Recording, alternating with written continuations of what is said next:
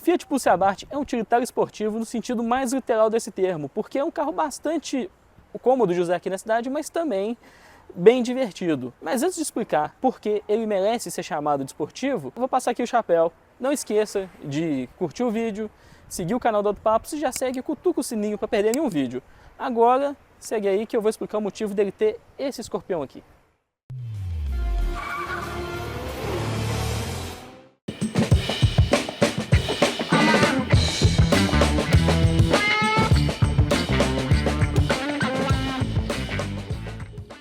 A Fiat não pegou leve na decoração esportiva do Pulse Abarth. Ele traz para-choques exclusivos, rodas de 17 polegadas com calotinhas que simulam o cubo rápido usado em carros de corrida, detalhes em vermelhos na dianteira e nos retrovisores e as faixas laterais. Nos carros com pintura vermelha, esses detalhes são na cor preta. Não é possível encontrar a logo da Fiat no carro, apenas o escudo com o escorpião da Abarth e o nome da divisão esportiva escrita por extenso na traseira. O visual é inspirado no 500 Abarth, que evoca também os carros dos anos 60 dessa marca, como o clássico 1000 TC. Por ser a versão de topo do Pulse, o Abarth vem completo de fábrica e não oferece opcionais. De série, ele já vem com a central multimídia com tela de 10,1 polegadas, que traz navegador nativo e também tem Android Auto e Apple CarPlay sem fio, o painel digital configurável, chave presencial, ar-condicionado automático, frenagem autônoma de emergência, assistente para manter o carro na faixa e farol alto automático. O console central é o mesmo do Fastback, que conta com apoio de braço e, por isso, ele é o único da linha Pulse a vir com freio de estacionamento eletrônico. E também ele tem o Auto Hold, que quando você para o carro no sinal, você pode soltar o freio que o carro vai continuar freando até você pisar no acelerador. Ele também tem o assistente de partida em rampa, que agora está vindo em praticamente toda a linha da Fiat. Mas ainda assim, o carro deve muitos equipamentos que deveriam ser de série em um veículo desse preço, como por exemplo, os airbags de cortina, sensores de ponto cego, cruise control adaptativo e também o ar-condicionado de 2 zonas. Na parte de utilitário ele perde um pouco de ponto porque ele é um SUV mais compacto, ele é mais ou menos um carro para um jovem solteiro ou para um casal sem filhos. E aqui o porta-malas mostra bem isso. A Fiat declara 370 litros, mas essa é aquela medição líquida, que não é bem o valor real e também não é o que todos os concorrentes usam. Na medição VDA, ela não deu o dado, mas acreditamos que é cerca de 300 litros, porque tem o mesmo formato do porta-malas do Argo, porque eles compartilham muito aqui do monobloco. Então, realmente aqui na nossa avaliação visual parecem 300 litros, infelizmente não temos os bloquinhos para medir no VDA e ele fica bem atrás do concorrente que é o Volkswagen Nivus. Mas é aquilo, a nível de esportivo, né, como não tem um concorrente direto como esportivo, ele é o melhor e o pior da categoria. No interior percebemos bem qual que foi a prioridade da Fiat. Aqui na dianteira tem um bom espaço interno, principalmente aqui para o passageiro esticar as pernas, mas tem um probleminha. Esse console aqui veio do Fastback e sim, o Fastback tem a mesma cabine, só que quando você está dirigindo, eu no meu caso que sou alto, eu fico batendo a perna aqui o tempo todo. Então falta um pouco assim, de espaço lateral para as pernas. Mas longitudinal aqui na dianteira é até razoável. Mas vamos ali para trás que lá é mais periclitante que aqui na frente. Aqui no banco de trás é o espaço de um carro compacto, de um hatch compacto. Então ó, eu tenho 1,83 m, o banco está ajustado para mim, eu estou bem próximo aqui do banco da frente. O espaço para a cabeça é até razoável, mas não dá para levar 3 adultos aqui, no máximo 2 adultos e uma criança espremida. Em compensação, aquele console do Fiat Fastback que rouba espaço para a perna na dianteira, ele tem aqui 2 saídas de ventilação para o banco traseiro e um USBzinho aqui para carga. Mas só um, né? Então se estiver levando 2 crianças querendo carregar o celular, o tablet, pode ter um pouco de disputa. Sob o capô do Pulse Abarth está o motor 1.3 turbo que já conhecemos de outros carros, Jeep Renegade, Compass, Commander, Fiat Toro, mas o Pulse Abarth é o carro mais leve a usar esse motor, ou seja, 0 a 100 dele por volta de 7,5 segundos, velocidade máxima de 215. Ele é muito mais esperto que os irmãos na hora de acelerar, só uma coisa que deixa um pouco a desejar que é o câmbio, é o automático de 6 marchas da Aisin, é uma caixa bastante conhecida no mercado, o funcionamento é bom, só que na hora que você vai exigir dirigir esportivamente, ela deixa um pouco a desejar justamente por ser uma caixa mais voltada para o conforto.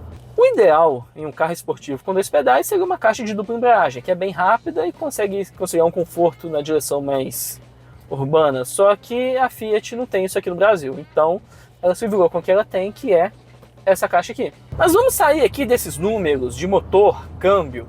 O que realmente interessa no Pulse Abarth, o que deixa ele bem divertido, é o acerto de suspensão e também aqui o botão Poison. Já já vou explicar direitinho o que ele faz. Mas o acerto de suspensão não muda quando você aperta o botão. Ele é bem mais firme que o Pulse. Eu já tinha achado o Pulse como um carro bem na mão, apesar de ser um SUV, né? O Pulse Abarth ficou ainda mais firme, então numa direção mais esportiva ele segura muito mais. E ele tem os pneus Dunlop, que são pneus que o pessoal costuma colocar em carro de track day. Então a Fiat já pensou assim no que o consumidor ia pensar em trocar e já adiantou um pouco. E também por ele ser curtinho, ele é um carro bem ágil, bem gostoso de dirigir esportivamente. Mas é importante lembrar, né, que se você gosta de acelerar forte, vamos para a pista. E aqui tem um grande trunfo do Pulse Abarth por ele ser um SUV, né? Ele é um pouco mais alto. Se, por exemplo, fosse um Argo Abarth, seria bem baixinho, assim como o Sandero RS. Mas por ele ser mais altinho, você passa em quebra-mola, valeta, todo tipo de dejeto urbano, né? Buracos, com um pouco mais de segurança que um carro esportivo tradicional, ou um hatch, ou até mesmo um coupé, né? E eu acho, inclusive, que para nossa realidade, essa fórmula aplicada no Pulse faz bastante sentido. Claro, eu queria que fosse um Argo Abarth ou até mesmo um Cronos, né? Que ele tem aqui porta-mala bom, seria um carro familiar muito bacana. Mas no geral, esse conjunto aqui do Pulse Abarth, ele consegue conciliar bastante esse conforto ao rodar com a esportividade. Mas é claro que em vias mais onduladas ele balança mais. Afinal, não tem como você manter uma suspensão firme e confortável ao mesmo tempo sem usar, por exemplo, amortecedores magnéticos. Aí já é uma tecnologia mais cara. E é para carro também muito mais caro. Aqui no Brasil nós vemos isso no Mustang, né? Que é um carro de pagar de $500 mil. O que o botão Poison faz? Ele muda o comportamento do carro no que é possível mudar com a eletrônica. Por exemplo, o acelerador fica mais esperto, o painel muda o modo assim, de exibir as informações e ele segura mais as marchas no câmbio. Apesar dele ser automático, eu critiquei um pouco, mas ele segura mais. Só que não é aquelas trocas rápidas, não é aquelas trocas precisas, mas pelo conjunto que ele tem, tá até bem afinado. Mas tem uma coisa que ele não muda, e eu gosto bastante, é o som do motor e do escapamento. O pessoal aqui de Betim fez um afinamento bem legal. O escapamento é mais barulhento, ele dá aqueles pipocos quando você solta o acelerador em alta rotação. E também quando você está rodando com o vidro aberto, você ouve bastante os espirros da turbina.